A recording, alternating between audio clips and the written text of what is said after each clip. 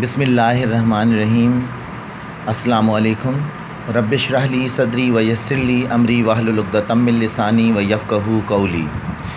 आज हमारा जो टॉपिक है जिस पे हम डिस्कशन करना चाहेंगे वो सबसे पहले है हम बात करेंगे रेस्ट की कि रेस्ट की कंडीशन किसी बॉडी के लिए क्या होती है। Rest, a body does not change its position with respect to its surrounding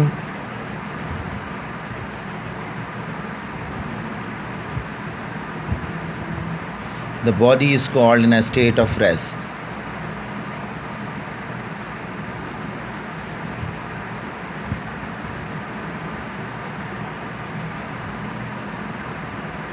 state of rest. आइए अब जो है वो मोशन की तारीफ़ बयान करते हैं। रेस्ट की जो तारीफ़ ये है, a body does not change its position with respect to its surrounding that the body is called in a state of rest. यानी जब बॉडी जो है रेस्ट की पोजीशन में उस वक्त होती है जब कोई भी एक्सटर्नल फोर्सेस उसको ना लग रही हों और वो एक जगह पर खड़ी रहे, तो उस बॉडी को रेस्ट की कंडीशन में कहा जाता है। रेस्ट की कंडीशन होती है उसकी। Motion, a body change its position, इसमें सिर्फ इतना फ़र्क आ जाएगा कि आपने डज़ नॉट नहीं लगाना। A body changes its position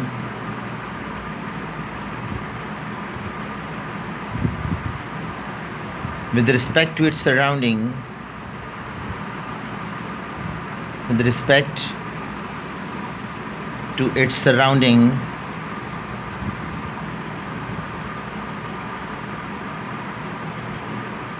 is called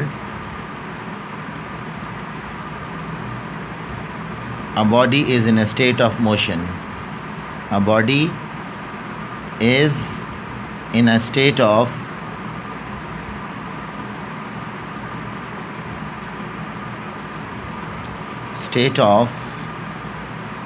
motion. इसकी आप रेस्ट की हालत में बुक्स लिख लें। A standing car, a standing car, a book lying on the table,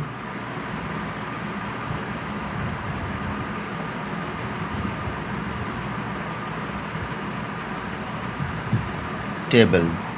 motion की मिसालें हम यूँ दे सकते हैं। A boy walk on the road,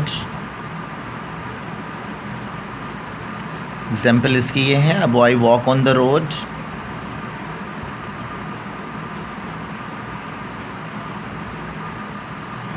और भी बहुत सारी एग्जाम्पल आप कर सकते हैं। A moving car on the road. तो इस तरह बहुत सारी मोशन आपको समझ में आ गई होगी, रेस्ट एंड मोशन की तारीफ़।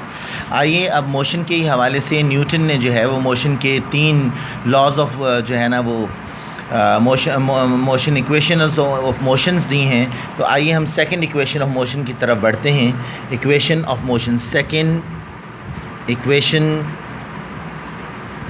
Of motion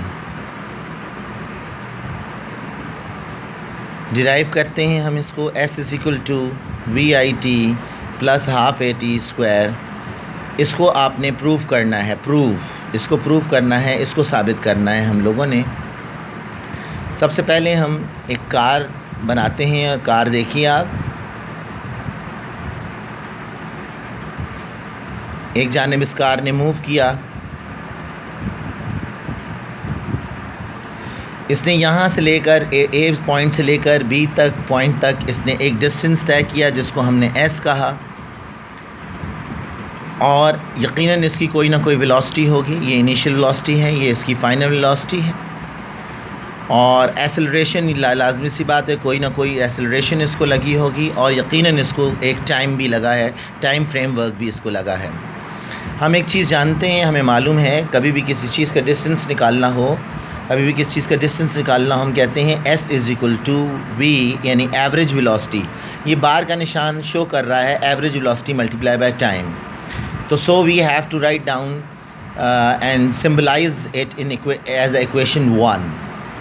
So as we know that, हम अच्छी तरह से ये जानते हैं, we know that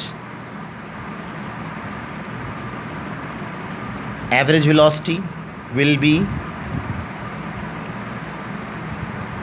Vf plus Vi divide by 2.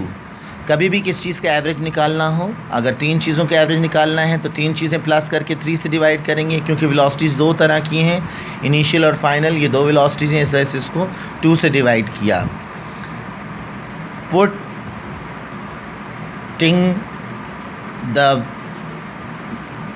putting the value of average velocity in equation 1. Equation 1 आप ज़रा देखिए, इक्वेशन 1 यहाँ पर मौजूद थी. s is equal to average velocity multiply by time.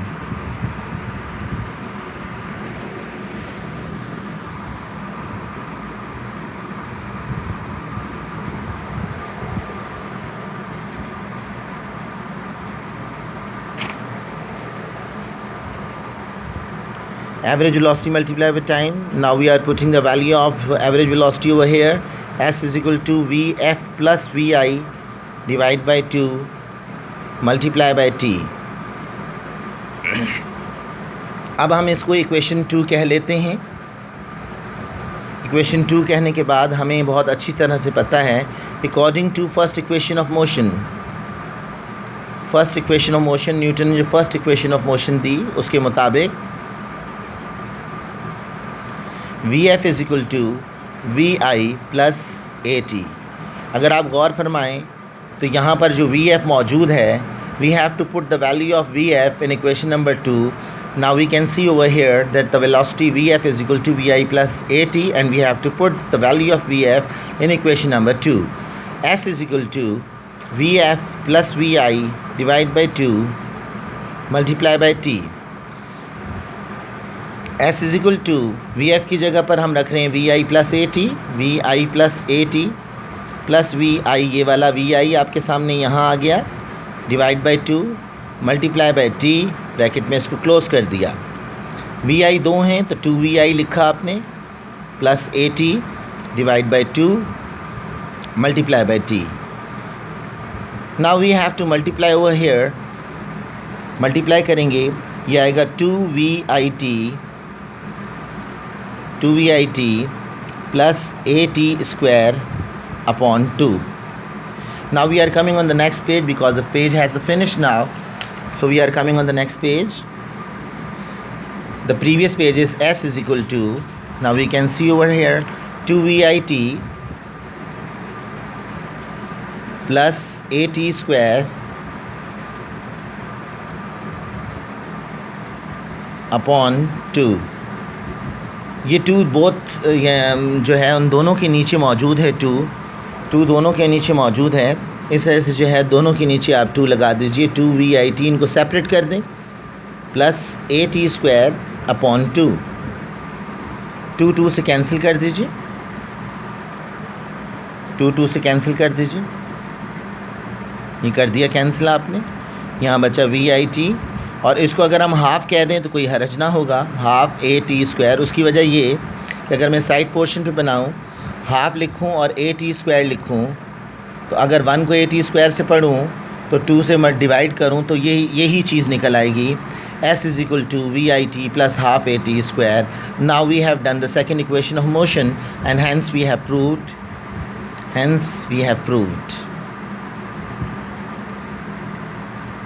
ये हमारी सेकंड इक्वेशन ऑफ मोशन थी जो न्यूटन ने दी थी. Thank you very much. अगले लेक्चर के लिए आपके साथ फिर हाजिर होंगे.